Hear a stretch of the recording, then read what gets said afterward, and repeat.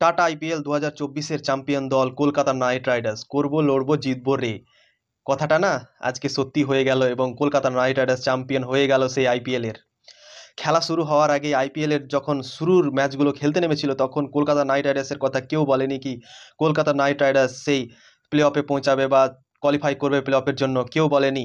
আমরা অনেক অ্যানালিসিসের কাছে শুনেছি, সেই কমেন্ট্রি করছেন যারা যারা সেই টিভিতে কমেন্ট্রি করছেন, জিও সিনেমাতে কমেন্ট্রি করছেন, আরও নিউজ এক্সপার্টদের কাছ থেকেও আমরা অনেকবার শুনেছি সেই খবর, কিন্তু কলকাতা নাইট রাইডার্সের নাম কেউ নেয়নি আর বলেনি কি তারা কোয়ালিফাই করবে। কেননা দু বছর তাদের প্রচণ্ড খারাপ গিয়েছিল, 2023-এ 2022-এ তারা 7 নম্বরে ফিনিশ করেছিল, তাই জন্য কলকাতাকে কেউ ভরসাই করতে পারছিল না এবং তারা কেউ বলেনি কি কলকাতা নাইট রাইডার্স সেই ফাইনাল জিততা তো দূরের কথা, তারা প্লে অফেও তাদেরকে রাখেনি।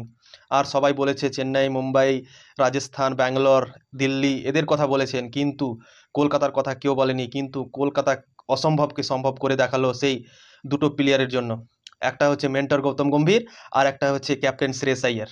এই দুজন মিলে কলকাতাকে চ্যাম্পিয়ন বানিয়ে দিয়েছে। তো আগের বছর দুজনই ছিলেন না সেই কলকাতার টিমে।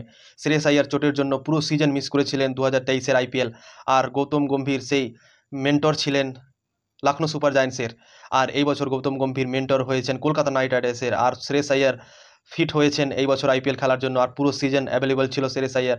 আর দারুণ ক্যাপ্টেন্সি করে আর গৌতম গম্ভীর দারুণ মেন্টরশিপে সেই কলকাতা নাইট রাইডার্স হয়ে গেল চ্যাম্পিয়ন আজকে।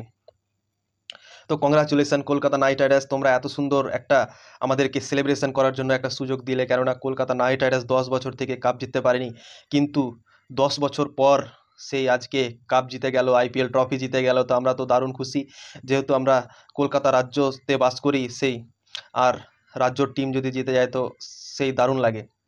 তো আমাদের ফিলিংসটা আজকে দারুণ, কেননা আমরা কাপ জিতে গেছি। সেই কলকাতা নাইট রাইডার্স সেই আমাদের টিম চ্যাম্পিয়ন হয়ে গেছে টাটা আইপিএল 2024-এ।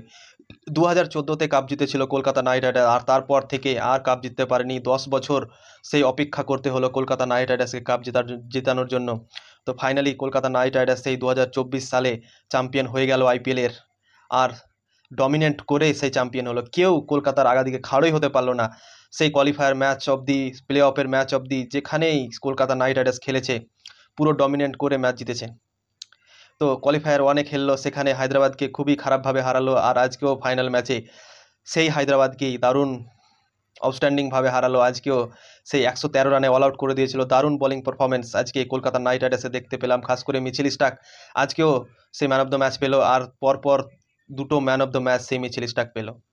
তো মিচেল স্টার্ক 25 কোটি টাকা দিয়ে কিনেছেন, কিন্তু সবাই গৌতম গম্ভীরকে গালি দিচ্ছিল কি হ্যাঁ গৌতম গম্ভীর এত টাকা লস করে দিল সেই মিচেল স্টার্ককে কিনে।